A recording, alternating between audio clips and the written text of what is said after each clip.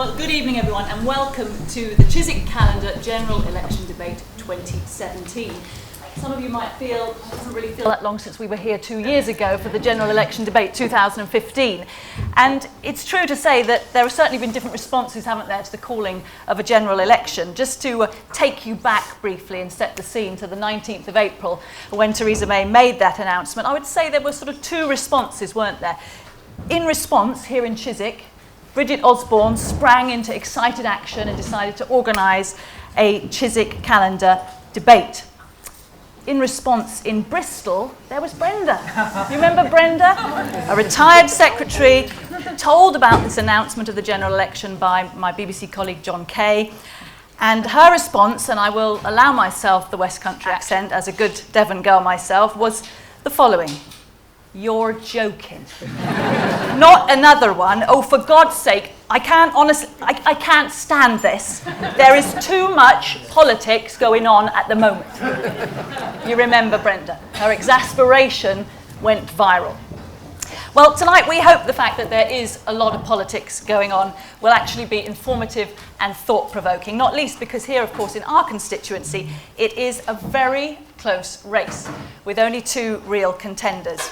Both of the women sitting here beside me, Ruth Cadbury for Labour and Mary Macleod for the Conservatives, welcome to you both and thank you for coming, have been our MP, and without a doubt, one of them will be again on the 8th of June in this key marginal seat. There's a lot of interest in Brentford and Isleworth. And it's because of the nature of that contest in our particular constituency that we've limited ourselves to the two key candidates tonight so we can really get to grips with what they stand for and what their parties are offering. So we'll touch on a range of subjects over the next hour. So before we get into the real meat of the thing, let's return to the close nature of this race and get a little insight into the personal effect of that. Because Mary Macleod, if we start with you, you lost this seat back in 2015 by just 465 seats. And I wonder how painful it's been over the last 24 months, reflecting on the fact that you didn't quite do enough to win it. Natalie, good evening, everyone. Lovely to be here, and thank you for turning out in the numbers tonight. Because I think this shows just how important an election this is. You know, I think it's one of the most important elections in our lifetime in terms of what is ahead of a government in the next few years.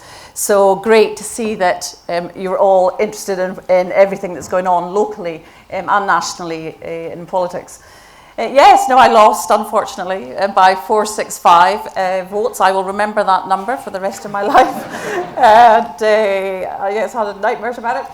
But actually, you know, that's democracy, and people voted. And of course, I think you perhaps learn more from losing sometimes than you do from winning. And absolutely, we reflected back on it. And I think what it does is that it just makes me feel now that I'll work all the more harder to win for the next election coming up on the June. So it's one of these things where I think in life you always look forward, you don't look backwards, and just like I went on and I went back to when I now work in business currently, you then you take every opportunity you can in life to actually do something good with it. But I hope that you will support me and bring me back as the Member of Parliament in a few weeks' time. Ruth Cadbury, you've had 24 months, you're expecting 5 years, and I wonder, given that your majority is only 0.8%, and the stats put you on that rather nasty list of MPs most likely to lose their seat, how perilous does your position feel? Well, clearly the numbers suggest that it is perilous, but I've worked really, really hard in the 24 months, and when you are generally, sitting MPs generally do a bit better the next time. I've responded to 20,000 requests for help or support in the 2 years. I've been incredibly active. I was already reasonably well known, which is possibly one reason we bucked the trend in 2015. I was one of only 10 Labour candidates to beat a Tory or a Tory MP. So we've bucked the trend once. I'm hoping that we can win again on June the 8th. Okay, well, that gives us a little insight into the state of mind here. Let's get into some of the policies now. We must start, obviously, with Brexit because it's such a massive issue for this election. Brentford and Isleworth, a Remain constituency, 51.1%. Mary, you've got a bit of an Achilles heel, haven't you, in that you're representing a party heading, we're told, for a hard Brexit, and you yourself voted Remain. Yes, no, I did vote Remain, and I felt that was the right. I did it for geopolitical and economic reasons, but we are where we are. So I think that people absolutely they had a chance in a referendum to vote what they wished for, and overall across the country, those who wanted out of the EU won the day. So now, in terms of government, you have to then go and implement the will of the people. So, I feel as though you can't just turn around and say democracy doesn't matter anymore, that we can't do what people voted for, and we have to go and implement it. And I think the key thing for me, and that's why I feel that this election is so important, it's about, who do you really want to be sitting there at the negotiating table and fighting for Britain, standing up for jobs, standing up for all of us. Who do you really want to be in that negotiation with the EU? And for me, I just feel so strongly that Theresa May is the strong and stable leader to do it. Jeremy Corbyn should have had a sweepstake on that one. Jeremy Corbyn, is. I'll leave that one for later. It's absolutely, it really is chaos in the Labour Party right now, and I'll be interested to hear how Ruth deals with that. But for me, it's who do we want standing up for this country, and what I feel, and I've worked with Theresa May for 20 years, I think, and worked alongside her, she is absolutely someone who wants to deliver for Britain. She is strong, she absolutely believes in this country and wants to make that negotiation the best possible deal for every single person in it. So I think she is the best person to run the country going forward. We will come to leadership, but we're going to try and stick particularly with Brexit issues first of all. Ruth, talk us through your thought process, because you're a Remainer as well, but you went against your party whip and voted against triggering Article 50. What were your thought processes? I did. I was too young to vote in the first referendum in the 70s, but I've always been passionately in favour of the UK being part of being part of Europe in all senses of that word, while still retaining our own culture, sovereignty, and so on. But Mary says we are where we are. Well, I'm not sure most people who voted to leave the EU voted to leave the single market, voted to leave the customs union, voted for a downgrading of the pound, and voted to actually put many jobs at risk. Nor I don't think they voted to get out of a lot of our environmental standards and protections, consumer rights and protections, our rights at work. And I think if they had been aware of that, they've insulting their intelligence. No, people had an opportunity to vote and hear the arguments on both sides.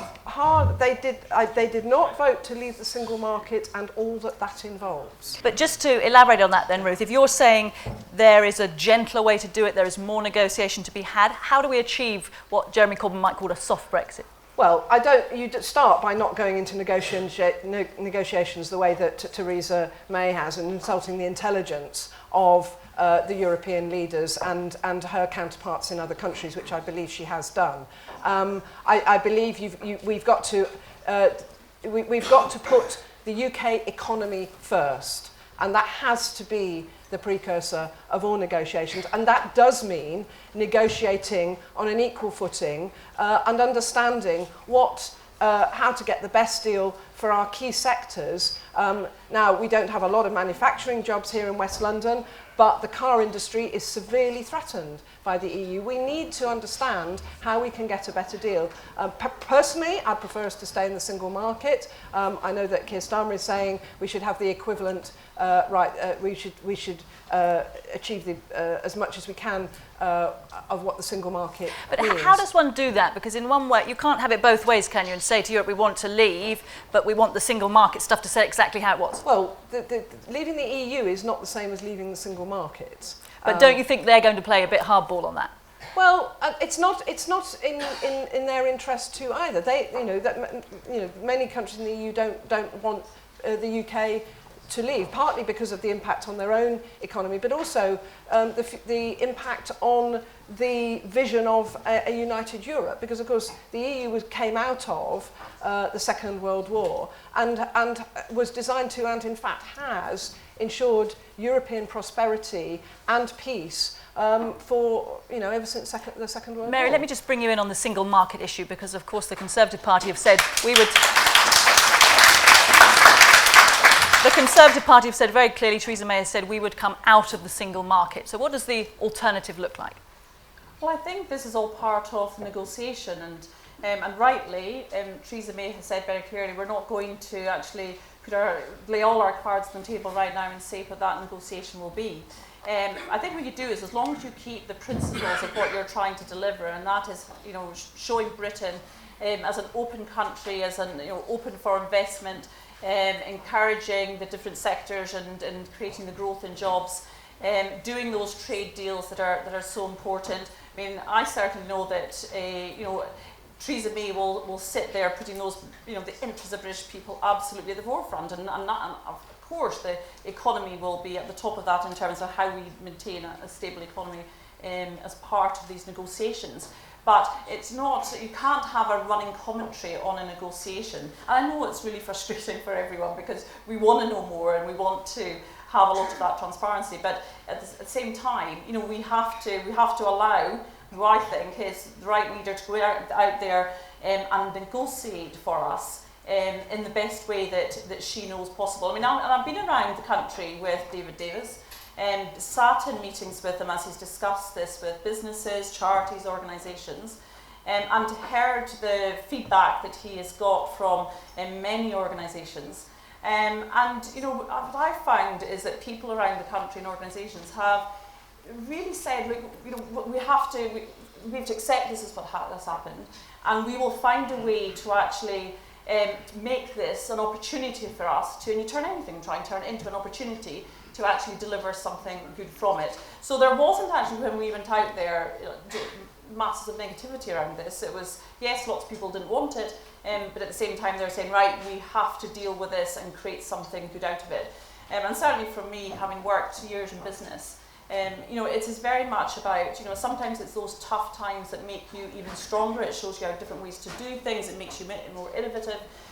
But the big message out there in terms of trade and as part of negotiation is that we are absolutely going to stand up for the British people, for British jobs, and make sure that we create that stable economy.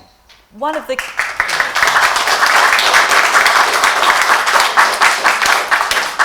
key differentials in the approach to the single market, of course, is that in order to be a member of the single market, you have to accept the free movement of people. We've had different positions here again, in that Jeremy Corbyn has come out and said if he was leading Brexit negotiations, he would unilaterally agree to that and say the EU nationals working over here, for example, would automatically have a right to remain. Why would he do that and not use it as a negotiating tool? But I think it's a matter of basic human rights. I think people are here, and I know many people have come to my surgery. I've got friends who are EU nationals, many who have married UK nationals, many who've got UK, children born here, and particularly here in West London.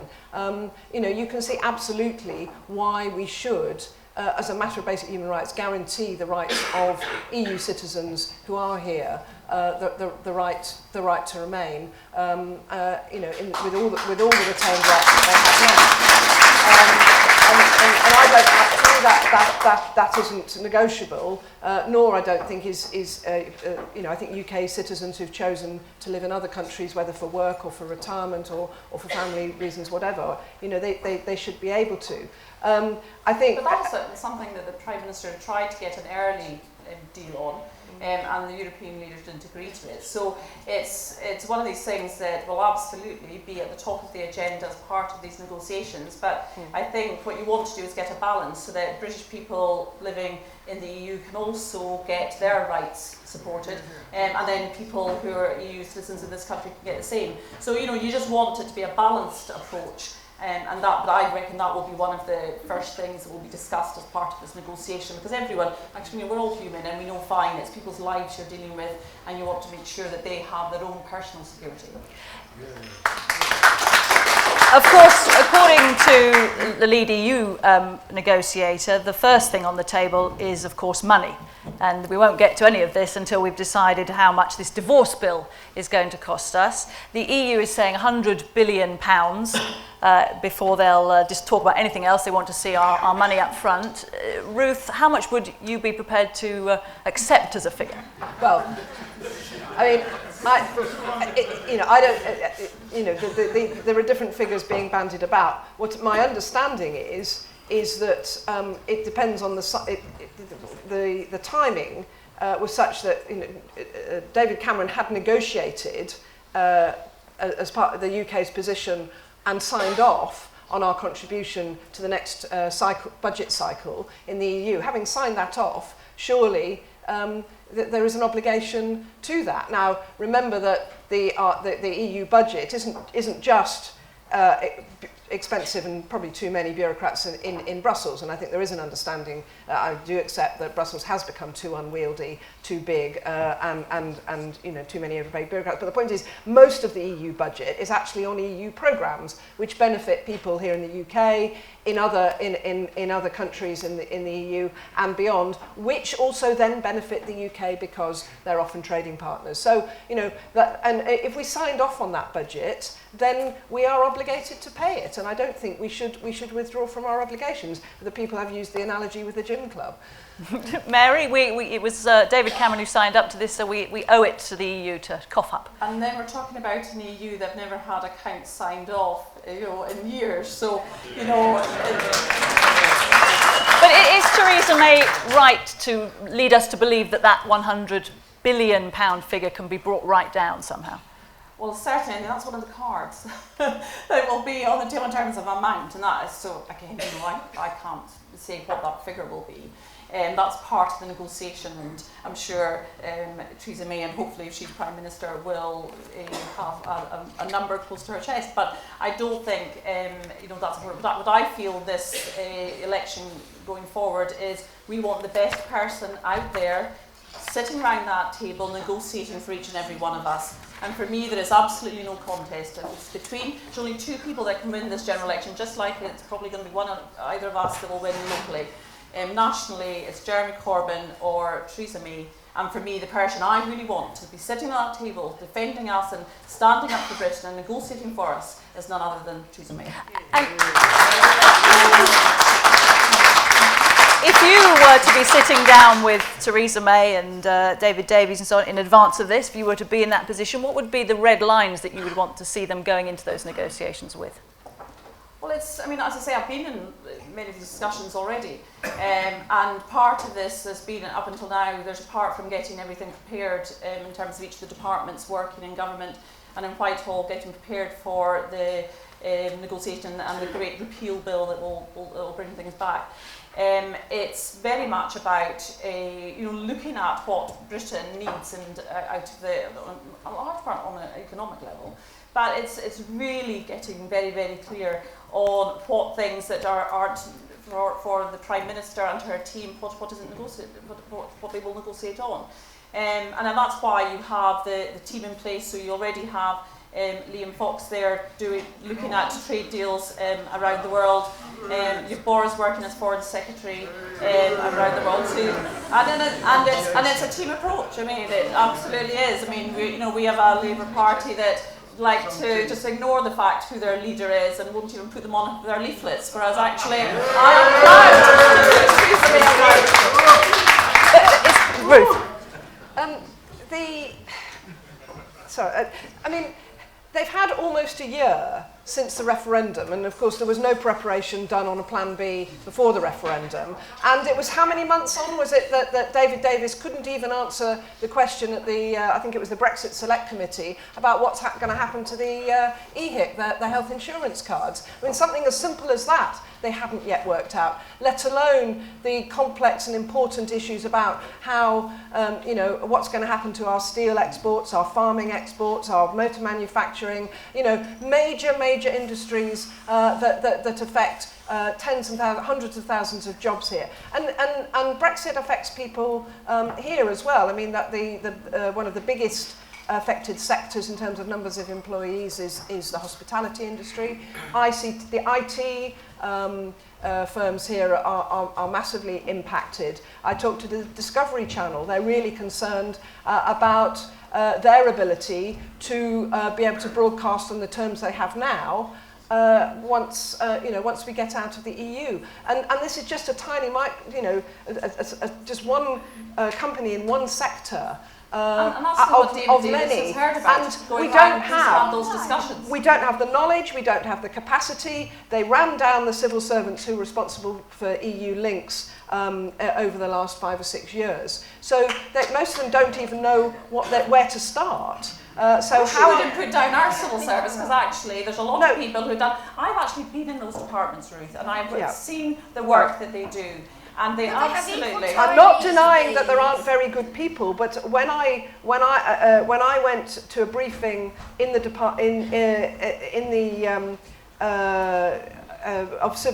a briefing by civil servants to select committees about what the civil service is doing, we asked about the implication of Brexit and the capacity of the civil service, and we were told that they had taken, many of the departments had taken out their one EU liaison officer. So now that officer, that role was shared with one person. We have talent in this country. Yeah. Let me just.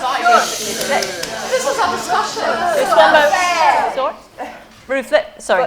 But they didn't have the capacity to get on top of all the thousands and thousands and thousands of pieces of legislation, all the different sectors and companies who are affected by what leaving the EU means. It's partly regulation, it's partly to do with investment and certainty, and of course tariff barriers. The major issue about whether we're going to have the same terms as the single market or whether we're going to get right out of the single market is the tariff barriers. So for instance, British lamb, 90% of British lamb goes to Europe, 40% tariff barrier if we don't sort out a negotiated deal. It takes 10 years to negotiate a free trade agreement between two nations, or the EU and Canada, you know, and that's just one bilateral. How long is it going to take to renegotiate all of those different terms? And the uncertainty in investment and therefore employment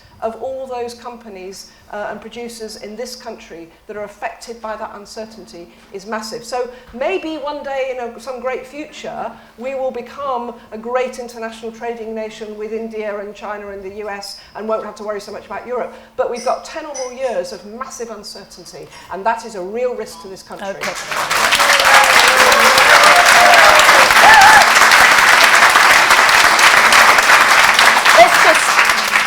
Given the uncertainty that you've pointed to, and the fact that many people have said the problem with Brexit negotiations is we don't quite know what will come out at the end, the Lib Dems are promising a referendum. When we've got a deal on the table, they're the only party that say they're committed to letting the people have another say. Mary Macleod. I mean, I just wanted to respond to Ruth, because politics is about discussion and in terms of different points of view. And in terms of where the government's at on the work that's been done, a huge amount of work has been done in the last year to get this plans in place, get things sorted. And actually, I hugely respect our civil servants, and we have amazing skills in this country. I've always believed in the British people and British people's ability to succeed. And the British people's ability to have a bit more information and another go at deciding whether they're really convinced. Not another go to referendum, but I really do believe that we have the skills in this country to make a success of this. This is about, creating our future. This is about us really, reshaping what Britain is. And actually, I've been in those departments and talking to the civil servants about what they're doing. I've been around the country talking to businesses and organisations about what either challenges they're facing and what opportunities there are as well. And they have been really pragmatic about it, and therefore they are creating plans in place. I've talked to the city in London, across the range, and this is about saying, let's make the best of this. We are absolutely going to keep London as the amazing city that it is. We're going to keep Britain great and make it even greater. So let's actually all work together to actually make this happen, rather than trying to go back on the decision that was made by the electorate a year ago. But just before we move off Brexit, Ruth Cadbury, let me give you a chance to answer that same question. Should we, once we know what's on the table, have another say? Well, I think the Tory party learnt its lesson in terms of going for referendums. It assumed it was going to, that the Remain vote was going to win, and look what happened. I suspect that the British people may have referendum tiredness. And I think there's a long way to go. And I mean, apart from anything else, the final vote, the most important decision making isn't what happens in Britain, because in a sense the British people have given their view. But what about all those, is it 30 or 50 different jurisdictions who have to vote on what what Brexit means for each of their countries and each of their, in some cases, regional governments. So, I think we've got to see what happens at the end of that process. I mean, I'm not inclined personally to rush to another referendum. Okay, let's talk about leadership. I know Mary's been desperate to get in on this one, but I'm going to start with Ruth. Let's just look back in terms of your views on Jeremy Corbyn. Am I right in saying that in the 2015 leadership election in the Labour Party, you were backing Yvette Cooper? That's right. And in 2016, Owen Smith. So Jeremy Corbyn is not your leader of choice, shall we say? No, but I'd rather have him as Prime Minister than Theresa May.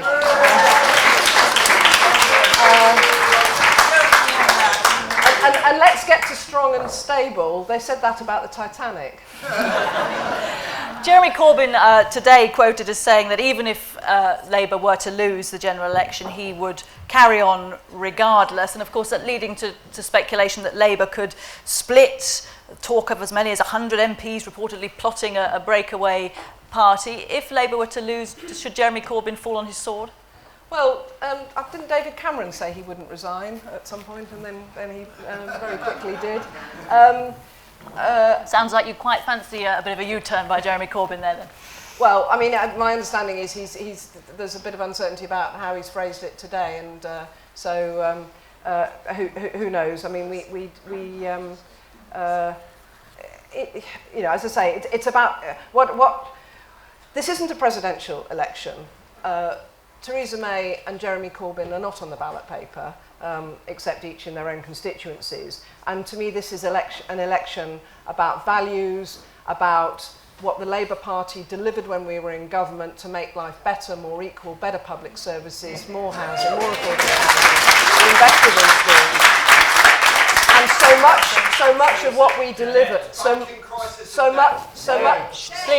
much of what we delivered in 1997 to 2010 has been lost in the 7 years since the Tories have been running this country. And that is what I think people should be looking at, whether they want to see Labour values in Parliament represented by a Labour MP.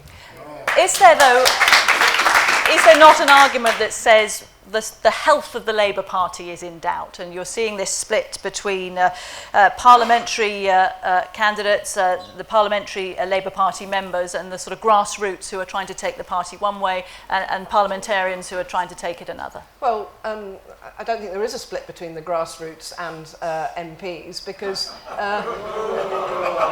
yes, there have been a lot of new members, and yes. Jeremy Corbyn got a large vote from a lot of members, but he also got a lot of. But Owen Smith got a large number of votes from grassroots members. And you know, there are differences of opinion within the Labour Party, as there are within all political that can parties. be survived, that And work okay the together. Labour Party's over 100 years old. I hope it survives for another 100 years. Leaders come and go, but principles, politics and delivery when in power, they go on. Thank you. Mary Macleod, let's talk about Theresa May, and we've heard that phrase so often, strong and stable leadership. We've also heard the phrase that she's happy to be a bloody difficult woman. Is she in danger of being too much of a bloody difficult woman and alienating some of the EU leaders she's got to deal with?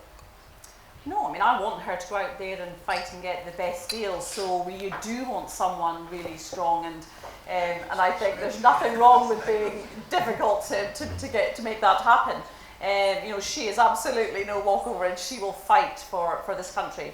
So I have no problems with that she will, as part of that negotiation, she will, you know, that will be part of the discussion that goes on, and I'm sure they will be tough, and she will be, you know, she will give twice as much back. So I have every confidence in her in getting. Interestingly, the Greeks are a nation that had their own run-in with people in the European Union, and the former Greek finance minister Yanis Varoufakis was quoted in the papers this week saying that her approach is totally wrong, and he's a man who's had these dealings. He said she's got it completely wrong. You can be wrong and you can be precisely wrong. She is precisely wrong. Well, they would say that. I mean, that's where I think it's, you know, this is all part of the negotiation, and they will have to talk. You know, they are talking tough too, and that's part of it, the part of the process.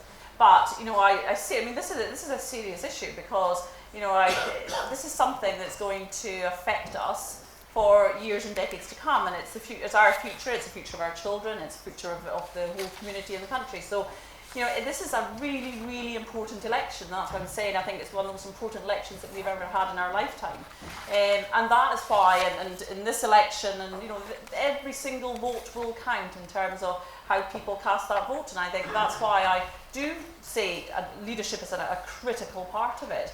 Because, you know, it's not going to be Ruth at that negotiating table. It's either going to be Theresa May or Jeremy Corbyn. And that is the thing that's going to define our country for the years ahead. So it's so important that people do take that into account. Yes, I say at a local level, look at what I did for 5 years and when I tried to serve this community, and I would absolutely love the honour and privilege of doing that again. But at the same time, there's an additional factor in this election which makes it different to all others, which is who is going to actually stand up there for the country, negotiate the best deal, and make sure that Britain succeeds for the future. And I believe Theresa May is a strong and stable leader to do it.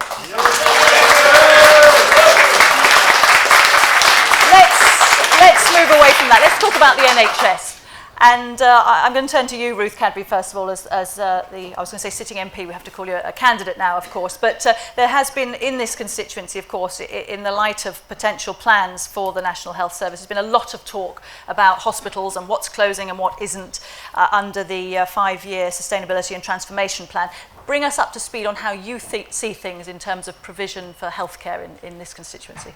Well, in the last 7 years, funding for the NHS has effectively flatlined. Per capita, per person spending has gone down, and I think we're now one of the lowest per head spends of most of our competitor countries in terms of public spending on health, including many East European countries. And we're seeing that every day. We're seeing the lengthening waiting times for operations. We're seeing the A&E 4-hour target regularly breached. West Mid is one of the best performing hospitals on that score, and on many scores in London, but it still has breached the 4-hour limit for months and months now. The proposal to close accident and emergency at Charing Cross, or rather downgrade it, will impact obviously on people here in Chiswick who rely on Charing Cross because it is their nearest accident emergency centre, and that's just going to put even more pressure on the alternatives, which I think are St Mary's, Paddington and certainly West Mid, and that's going to put further pressure on the acute beds in those hospitals. My husband phoned up for a non-urgent, non-serious GP appointment. He was told no appointments for 4 weeks. Somebody told me yesterday 5 weeks at their surgery. And the cutting back of clinics, further to travel as clinics in different places get closed, and we've got the the recruitment and retention crisis. So so not only is the NHS not being funded adequately, and everybody here who uses the NHS is feeling that, but also the government is no way on top of the workforce strategy, the workforce crisis in the NHS, which was bad enough in London before before the referendum, and is now hitting crisis points where they're really got massive vacancies in all sorts of clinical areas as EU citizens are leaving, and they haven't got a proper strategy for training and recruiting. Mary Macleod, respond if you would to that criticism of government policy. Well, I mean, before the last election, the government went to the NHS and said, how much more money do you need to sustain the delivery of patient services at the point of need? Because this is all about putting patients at the centre of everything you do in the NHS and in healthcare. They said they needed 10 billion, and the government said, we will give you that money. So that money has gone into the NHS. Are there things that could be improved in the NHS? Absolutely. Do I though have faith and trust that if I today was diagnosed with cancer, would I get the treatment I need? I do believe I would. I think the nurses and doctors do an incredible job in our health service. But there are some changes that needed to be made in terms of how things work. But it's the NHS themselves who said that's the funding they need. Now, what I'm glad about is that we then announced additional funding for mental health, which I think is something that needed extra funding, and we'll get that extra funding. But this, I mean, the whole thing about Charing Cross, part of the investment that is going into the NHS is also looking at rebuilding Charing Cross. What did change with the services at Charing Cross was blue light services, because the whole strategy with the NHS, it wasn't politicians saying to the NHS, this is how it should work. It was actually the NHS saying, let's relook at across the whole of London what will help in delivering and saving more lives. And yet the Institute for Fiscal... They came up with the plans for how it should change. Ruth Cadbury. Well, I mean, first of all, Mary, they haven't closed the blue light services at Charing Cross because they can't, because the capacity isn't there elsewhere, and actually Charing Cross A&E has now, the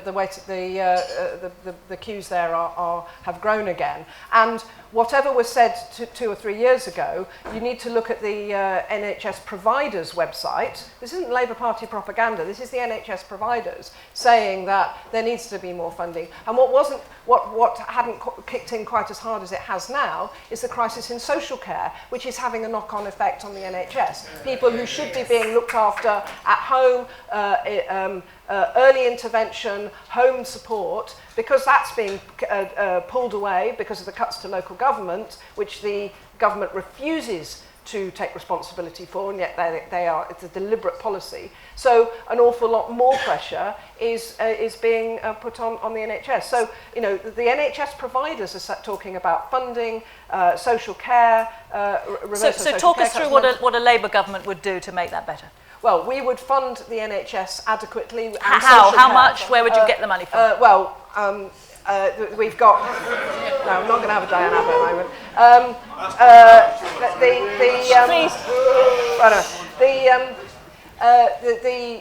There's a series of funding growth and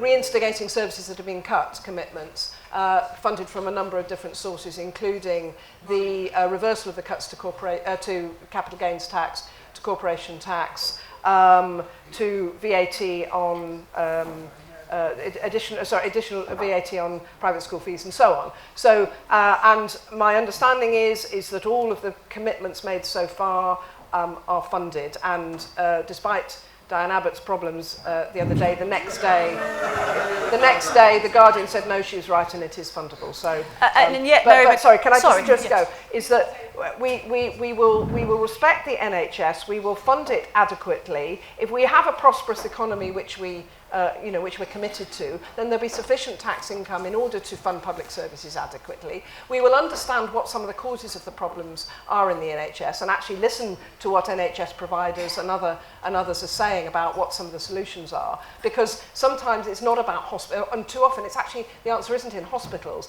it's in primary care, it's in local care, and it's in social care. And we need to rebalance that and support those services in order to keep people healthy and preferably out of A&E and out of acute hospital beds wherever possible. Mary, you look like you were shaking your head at the idea that these proposals are funded.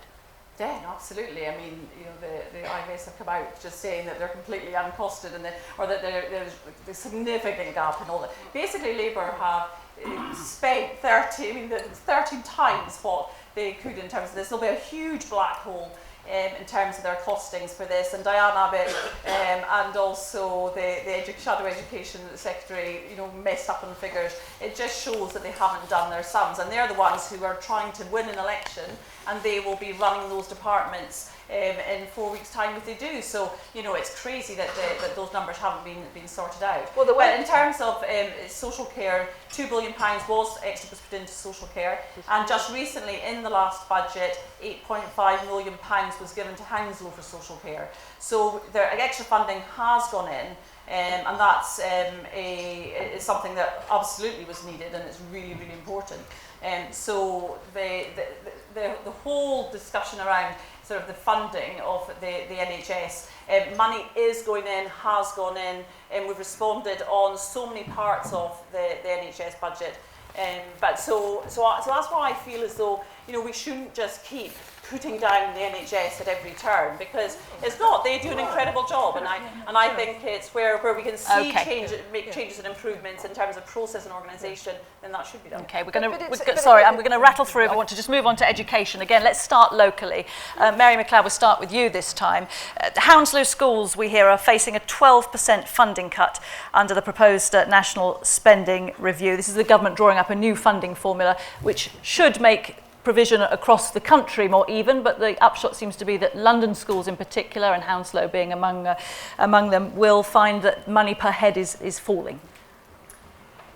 Overall, I just checked with the council because I thought it was really important to do that, which I have an email somewhere on that, which I'll find in a second. But they basically say that the overall schools funding for Hounslow has not decreased.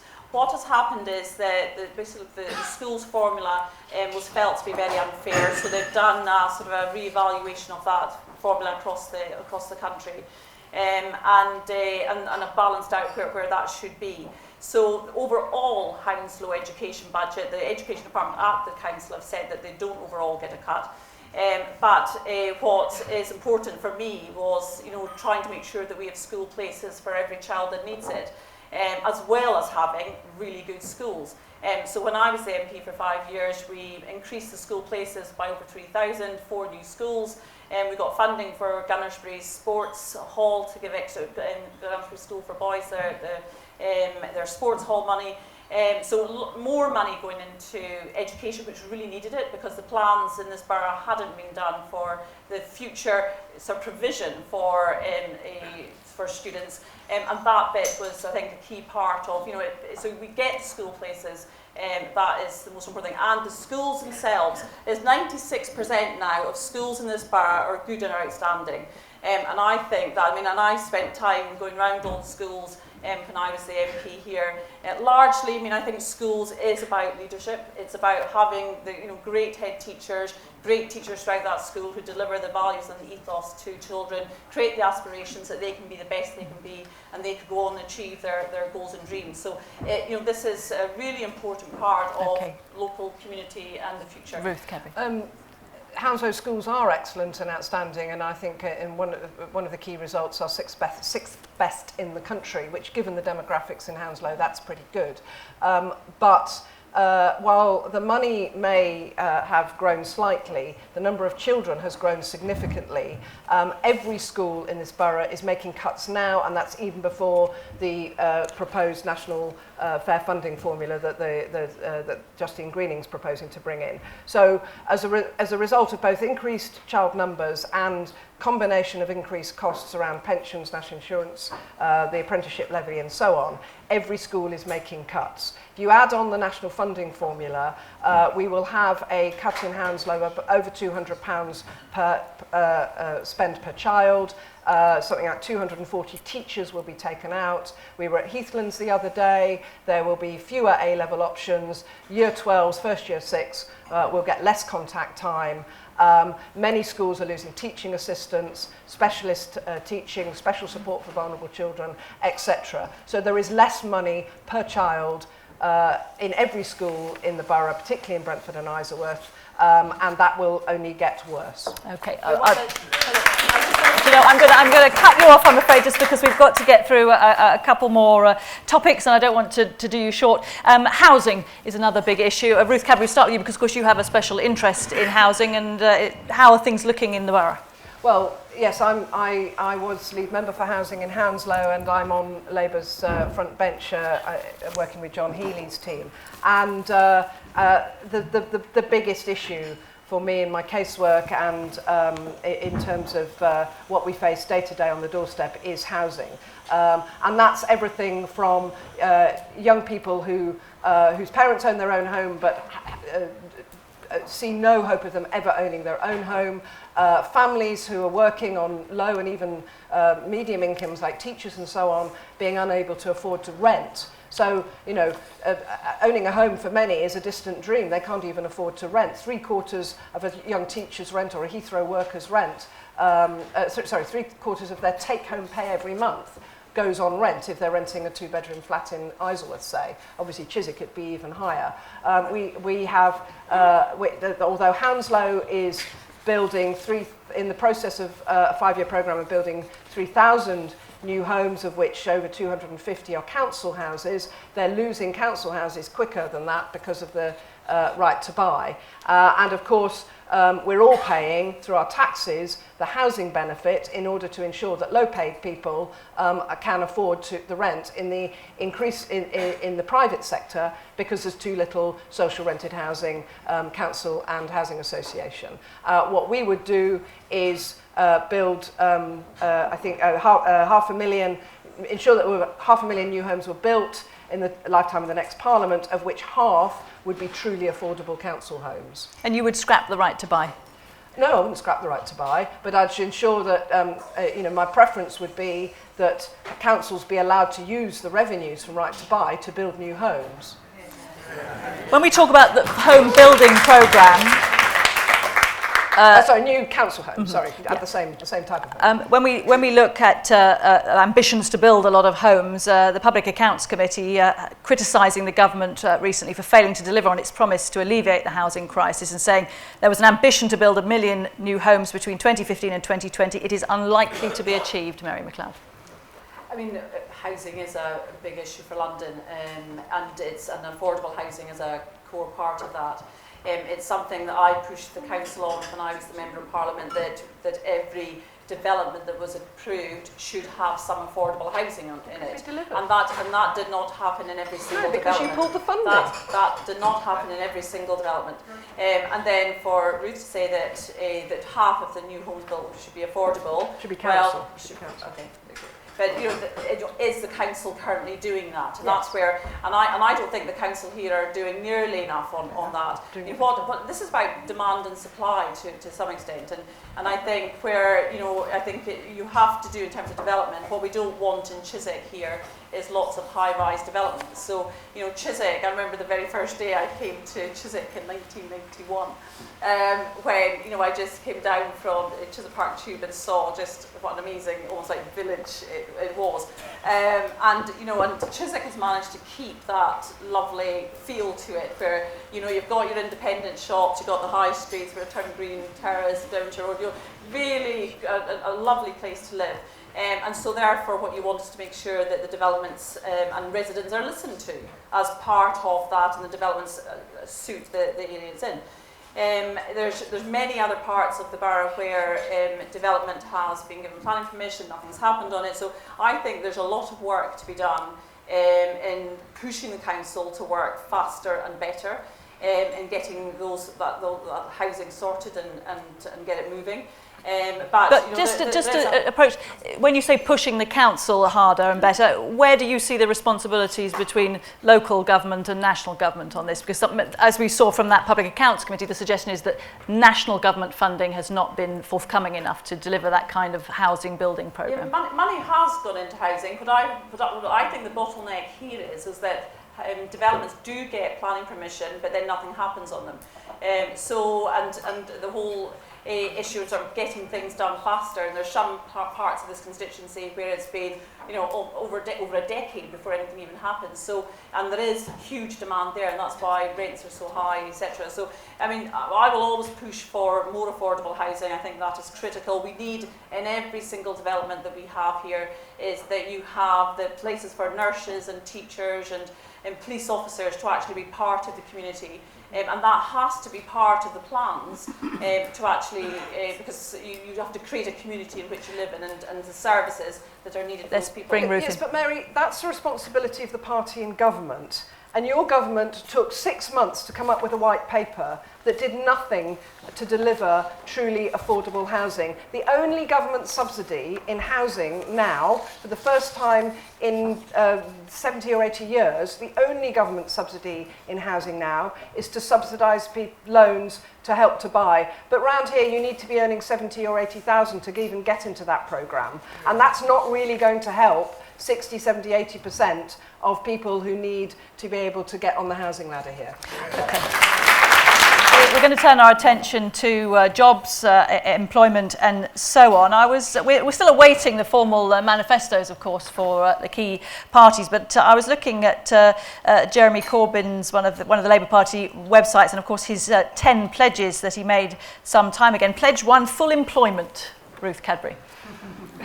That's quite ambitious. No, I mean, actually, what we've got now is fairly low unemployment in West London. The problem, the challenge that he then goes on to is decent quality jobs. And the problem is too many people in this constituency are earning they're earning too little.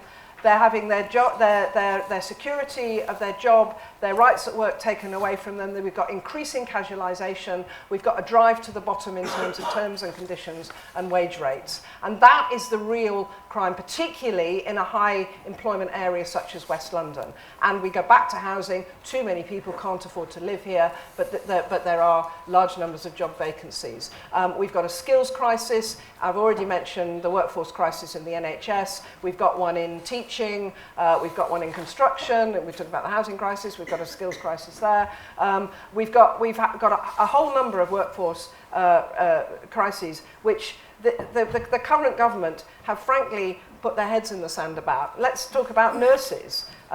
We need more nurses. So we had bursaries to encourage people to go into a nursing career through a nursing degree. And what has the Tory government done? They did away with bursaries and made even nursing degrees you have to pay tuition fees for. So what happened? The applications for nursing degrees has completely plummeted. And as I say, that's just one sector where we already have a workforce crisis, and it's going to get worse. Mary Macleod, Ruth conceded that unemployment figures are quite healthy, but it is interesting, isn't it, that a recent report by the Joseph Rowntree Foundation said that the number of people defined as suffering in work poverty had risen by 1.1 million since 2010, and there is this sense that there are a lot of working people who are really struggling. Yeah, and that's why we've taken the poorest paid out of tax altogether, and raising the personal tax allowance and raising the national minimum wage as well. So that is definitely something that we have focused on. I think on the jobs front, what I find quite curious is when I was a Member of Parliament Unemployment fell by 38% in the 5 years I was an MP. Well done. In the last 2 years, the job seekers allowance claimants has increased by 41%. So I'm not sure what Ruth's been doing. My fault. My fault, clearly. Well, members of Parliament have to be accountable for standing there and trying to make a difference. And the sorts of things that I tried to do locally was I ran a job and apprenticeships fair that's now an annual event in Isleworth.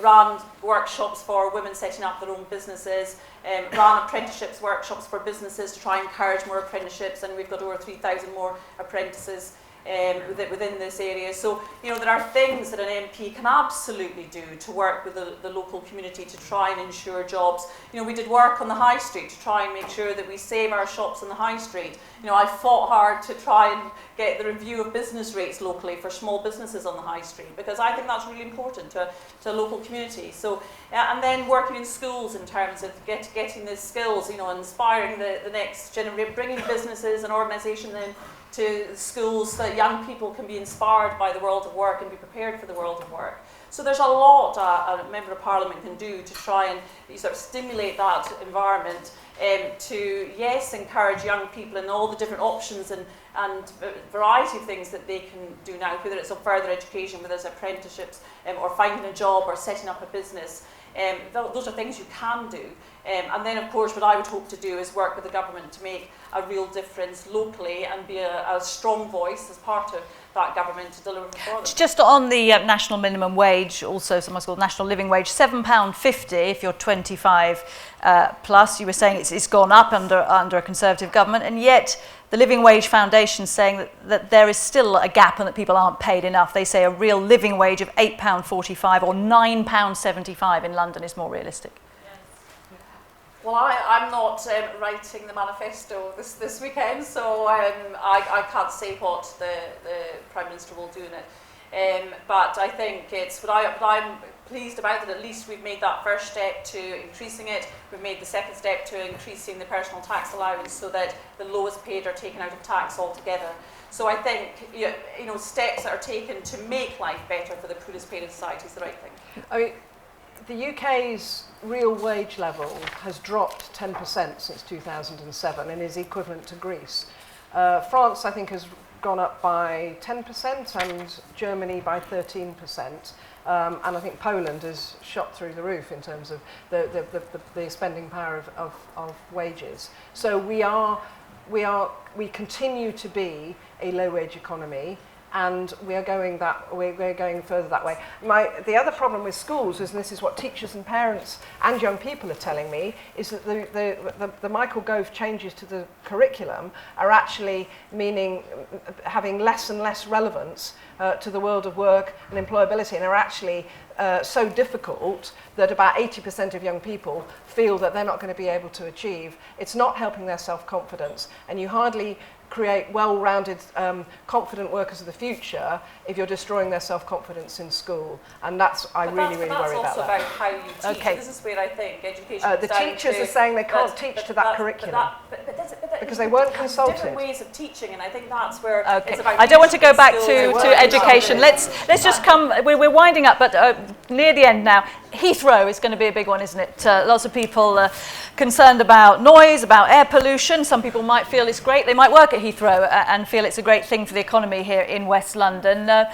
Ruth Cadbury, Labour have, as a party, have said they would probably come out in favour of expansion at Heathrow. They've set 4 tests, and at least 2 are probably unachievable.